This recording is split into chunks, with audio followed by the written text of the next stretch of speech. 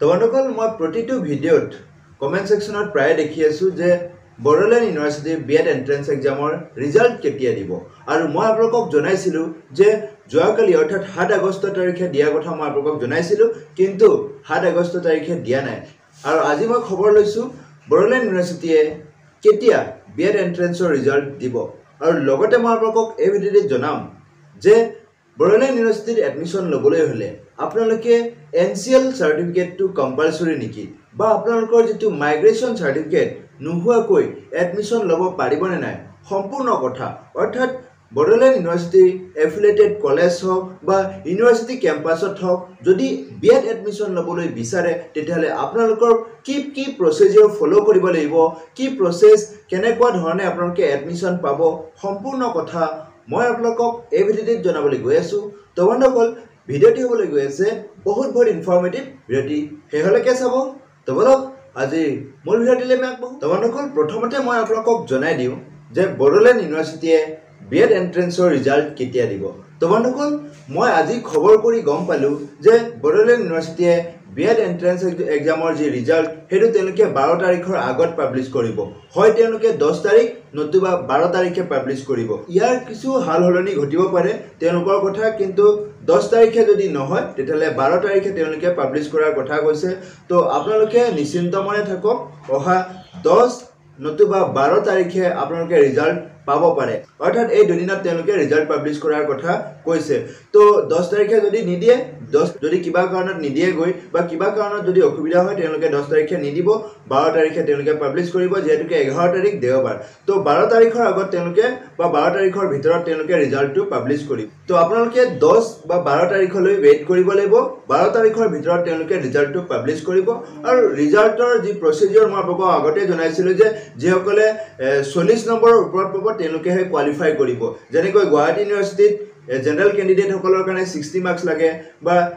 যেটো ST SC সকলৰ কাৰণে 50 মাৰ্কস লাগে তেনেকুৱা ধৰণৰ সকলো ক্যাটেগৰীৰ কাৰণে বড়োলেণ্ড ইউনিভাৰ্চিটিত যেটো বিএড কোৱালিফাইং মাৰ্কস এটো হৈছে 40 প্লাস বা 40 ওপৰত পাব লাগিব যদি 40 ওপৰত পায় তেতিয়াহলে আপোনালোকে কোৱালিফাই কৰিব অৰ্থাৎ বড়োলেণ্ড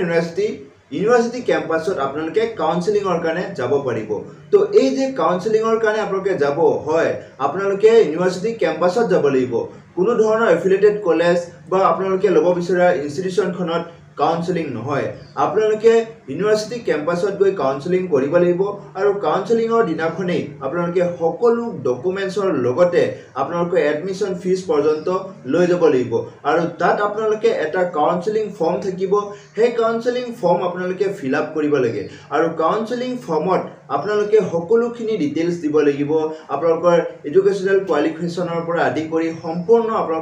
সম্পূৰ্ণ কথা আপোনালোকে তাত জনাব লাগিব আৰু এই কাউন্সেলিং ফৰ্মতে ইউনিভাৰ্চিটিয়ে আপোনালোকক এলটমেন্ট দিব কোনটো ইনষ্টিটিউচনত আপুনি এডমিশন লব পাৰিব হয় আপোনালোকক সেই কাউন্সেলিং ফৰ্মতে লিখা থাকিব যে আমুক ইনষ্টিটিউচনত তুমি এডমিশন লব পাৰিবা আমুক ইনষ্টিটিউচনত তোমাক এলটমেন্ট দিয়া হৈছে তো হে তেনেকুৱা ধৰণৰ অৰ্থাৎ এসচিআৰটিয়ে যেনেকৈ ডিএলএড এডমিশনৰ কাৰণে ইনষ্টিটিউচন ওয়াইজ এলটমেন্ট দিয়ে তেনেকুৱা ধৰণে বড়োলেণ্ড ইউনিভাৰ্চিটিয়ে ইনষ্টিটিউচন ওয়াইজ যিমানবোৰ এফিলিয়েটেড কলেজ আছে গভৰ্ণমেণ্ট হওক বা প্ৰাইভেটৰ হওক মানে মাৰ্কস মেৰিট বেসিছত তেওঁলোকে কাউন্সেলিং কৰি মেৰিট বেসিছত তেওঁলোকক গভৰ্ণমেণ্ট ইনষ্টিটিউচনত প্ৰথমতে এলটমেন্ট দিয়ে তাৰপিছত প্ৰাইভেট ইনষ্টিটিউচন বিলাকত এলটমেন্ট দিয়ে তো তেনে ধৰণে এলটমেন্ট দিয়াৰ পাছত আপোনালোকে এডমিশন লব পাৰিব ইউনিভাৰ্চিটিতে আৰু সেই ধৰণে আপোনালোকে পুনৰ যত আপোনাৰ এলটমেন্ট দিয়া আছে সেই ইনষ্টিটিউচনখনত আপুনি সকলোখিনি ডকুমেন্টছ একে ধৰণে আপুনি সাবমিট কৰিব লাগিব তাৰ পিছত আপোনাৰ এডমিশনৰ প্ৰক্ৰিয়া কমপ্লিট হ'ব এই যে এডমিশনৰ প্ৰক্ৰিয়া যে কমপ্লিট কৰিব ডকুমেন্টছৰ কাৰণে যে আপুনি কাউন্সেলিংত যাব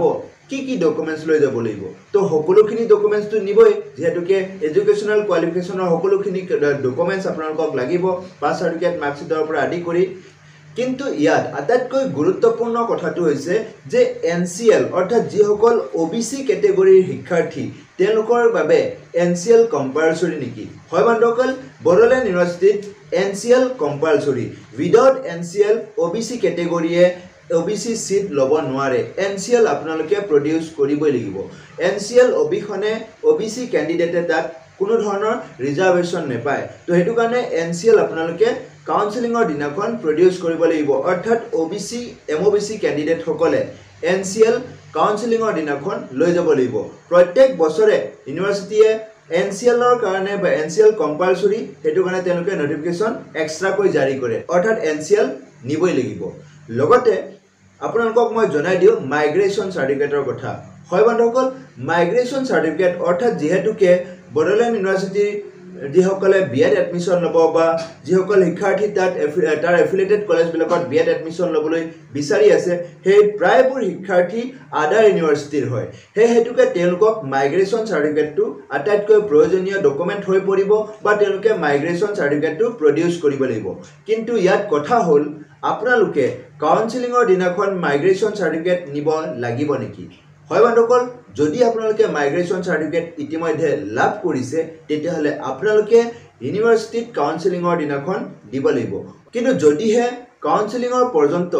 আপোনাৰ মাইগ্ৰেশন সাৰ্টিফিকেট হোৱা নাই বা মাইগ্ৰেশন সাৰ্টিফিকেট পোৱা নাই বা মাইগ্ৰেশন সাৰ্টিফিকেট আপুনি উলিওৱা নাই তেতিয়াহলে আপুনি মাইগ্ৰেশন সাৰ্টিফিকেট হেদিনাখন নহলেও হ'ব নিদিলেও হ'ব কাউন্সেলিঙৰ দিনাখন নেথাকিলেও হ'ব মাইগ্ৰেশন সাৰ্টিফিকেট নথকাৰ বাবে আপুনি এটা আন্ডাৰটেকিং ফিল আপ কৰিব লাগে যে আমুক কেইদিনৰ ভিতৰত আপুনি মাইগ্ৰেশন সাৰ্টিফিকেট দিম বুলি অৰ্থাৎ আপোনালোকে কাউন্সেলিঙৰ দিনাখন মাইগ্ৰেশন নেথাকিলেও এডমিশন ল'ব পাৰিব এলটমেন্ট আপোনালোকক দিব